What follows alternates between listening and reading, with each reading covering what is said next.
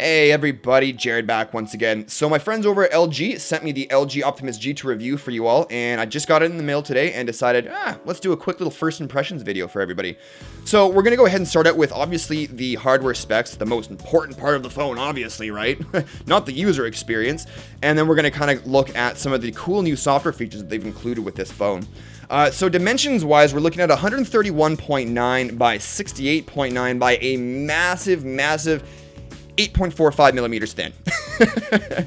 Now, it weighs 141 grams, which is a really great weight for smartphones these days, at least I think anyways. And build quality wise, it feels very solid with the exception of a couple of spots on the back here that feel kind of springy.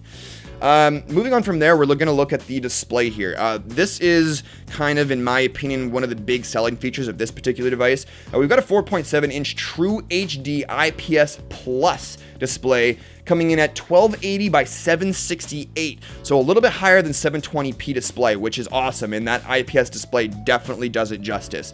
Now, LG claims that it's 1.6 times clearer than an AMOLED display.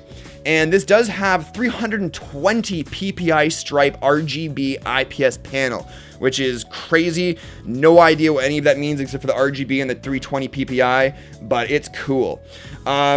Now, it's got something new called Zero Gap Touch. And apparently what Zero Gap Touch is thinner with no diffused reflection for clearer images outside. Which is awesome. Obviously not specifically for outside, but it works a lot better, if you do happen to be outdoors. As far as the CPU is concerned, we've got the brand new Qualcomm quad-core Snapdragon S4 Pro clocked in at 1.5 gigahertz. Very fast. GPUs, we're looking at an Adreno 320, which is apparently 3 times faster than its predecessor. RAM, we're looking at 2 gigabytes, 2 gigs and a quad-core processor. Awesome. Internal memory, we've got a wicked 32 gigabytes, and I think that's fantastic, and I just want to talk about that for just a brief moment. A lot of manufacturers are putting out, 16 gigabyte versions, even though LG's got the Nexus 4 coming out at 8 gigabytes, which I thought was silly, especially considering the system actually takes up a lot of that, so you're probably going to be left with like 4 gigs, and there's no expandable memory card slot. I think the 8 gigabyte version is going to be a complete bomb. The 16 gig is going to do well. Now this comes with 32 gigs. I don't know whether or not we're going to be seeing any other versions of 16 gig or a 64 gig, but I think that the 32 gigabyte storage capacity is really a sweet spot for a lot of people, and probably including me. Now moving on from there, we've got an 8 megapixel rear facing camera and a 1.3 megapixel front facing camera. Obviously it is capable of recording 1080p like most superphones these days, or smartphones if you will. They're all superphones these days. Now what's powering all of this? We've got a 2100 milliamp battery. Is that going to do it justice? I don't know. You're going to have to give me a week or two to test it out. There are some different various battery optimization settings throughout the system, and I'm going to have to tinker around with those and kind of see how we get. I know that I am probably going to get better battery life than a lot of people in some of the more metropolis areas, just because I don't get LTE. This is running on the Rogers network right now. I just wanted to mention. My Bell phones get perfect LTE coverage out here. However, for some reason, I'm not picking up any Rogers LTE coverage out here. Only 4G, and it's not that fast at all. And we'll be doing speed tests for you in the coming videos of this device. Now, looking at... and by the way, I guess we should probably do this. This is where the 3.5 millimeter headphones jack is located. We've got our noise cancellation pinhole microphone there. We've got our micro USB port right there that also doubles up as an MHL port, which is awesome. Love that LG did that. Microphones right there, and a couple of screws. Not that you're ever going to be taking your phone apart, otherwise you'll be voiding that warranty. And we've got that cool sort of crystal thing going on in the back here. I'm not really sure what to call it, but that's kind of what LG's going with. I don't know if you've seen the Nexus 4 recently, but it's got something similar. And we've got the power button on the right-hand side. I like that ergonomically. It's perfect. The volume rockers, I'm not really liking so much the position of that. I do kind of wish they just shifted it down maybe like a centimeter. Would have been perfect, because that's where my fingers like to lie if I'm going to be hitting the volume buttons. Anyways, so let's go ahead and take a look at the UI here. I'm actually really impressed. LG's come a long way with their recent devices with their UI, especially the Optimus G. It's very, very apparent. So looking at the lock screen here, it has this really cool effect. You're kind of like pulling apart a bubble, if you will. I don't really know, but you've also got your shortcuts right here on the home screen, and obviously you just go ahead and swipe on those, and it'll open to that corresponding application. One thing I did notice right away, it's got a familiar screen unlock sound. It's got a little water drip.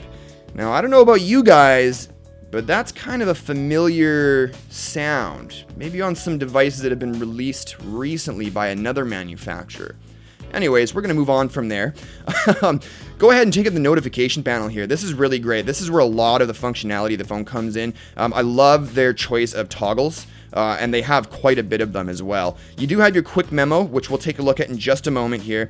Moving along here, you've got all these different ones. Right up at the beginning, though, right off the bat, you get eco mode, which is obviously another power optimization, battery optimization setting for you if you do decide to use it.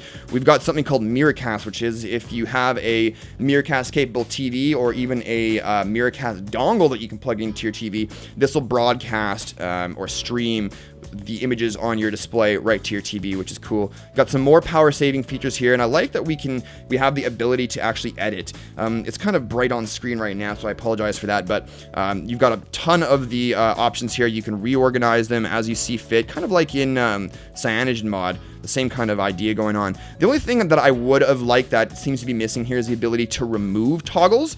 That's a bit of a shame. Nevertheless, it's okay. It is what it is. You can also jump in straight into settings, obviously, by hitting that button there.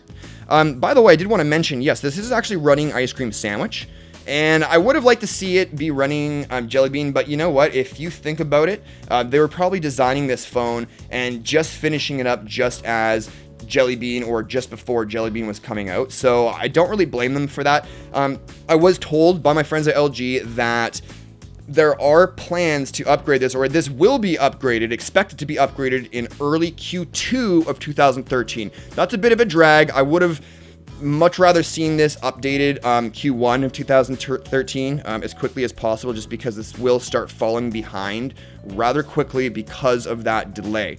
But the phone is still nice, and if you are a router, obviously you can change that right away.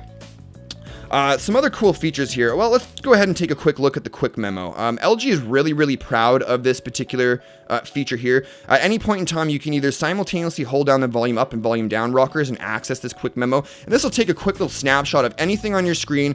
You can write little things, send them off to people, so on and so forth, which I thought was kind of a neat feature.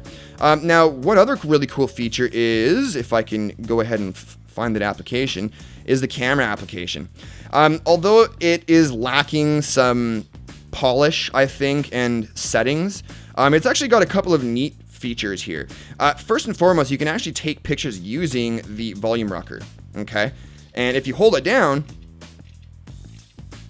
it keeps taking pictures for you, which is pretty cool. Now, we do have this neat thing called the cheese shutter. And what cheese shutter allows you to do is you can use any one of these phrases: cheese, kimchi, a lot of really Korean phrases here. So cheese, kimchi, smile, I guess not really a lot, just one. Smile, whiskey, and LG, of course, right? So if you were to say, do something like cheese, there you go. Or whiskey. Yeah, you better. So we can go ahead and turn that off. It's kind of a neat feature. That way you don't have to be, you can hold it perfectly steady. You don't have to worry about pressing a button and kind of tilting it. Just everybody says cheese, and as soon as they say cheese, that means they're all ready to have the picture taken, which I thought was a really neat feature.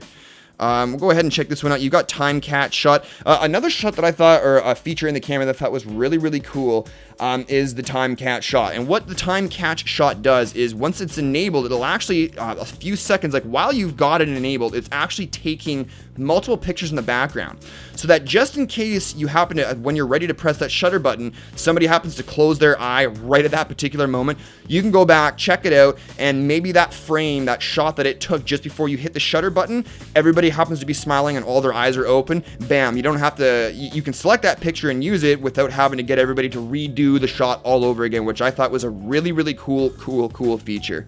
Another really neat feature is, and I don't know if we'll have any demo videos in here. If I can go ahead and locate the gallery here. Doesn't look like we will. So it's basically got this ability called live zoom. So when you're watching a video, and I believe it's only natively, so if you record it with the phone or you load the video on the phone, not like streaming like you're going to be watching YouTube and be able to do this. I haven't tested it out just yet. Literally, this is like half an hour, 45 minutes into me receiving this device. But you're watching a video and you can actually pinch to zoom to check out the video up to 5 times, I believe, which is kind of neat. I don't know why you would need to zoom in on a video, but you can nevertheless, and the option's there, and that's always cool. Anyways, guys, we're going to be doing some more videos on this in the future, in the coming days, some camera tests, things like that, benchmarks. We'll maybe put it up against the Galaxy S3, the Galaxy Note 2, and so on. We'll check it out. Stay tuned for those videos. But that's it for now, guys. Don't want this video to get any longer. It's already 11 minutes long, and a lot of you guys hate that, so we're going to go ahead and finish this right now.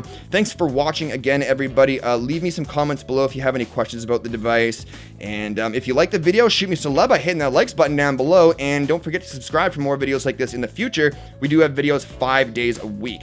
Thanks again, everybody, and we'll see you in the next one. Cheers.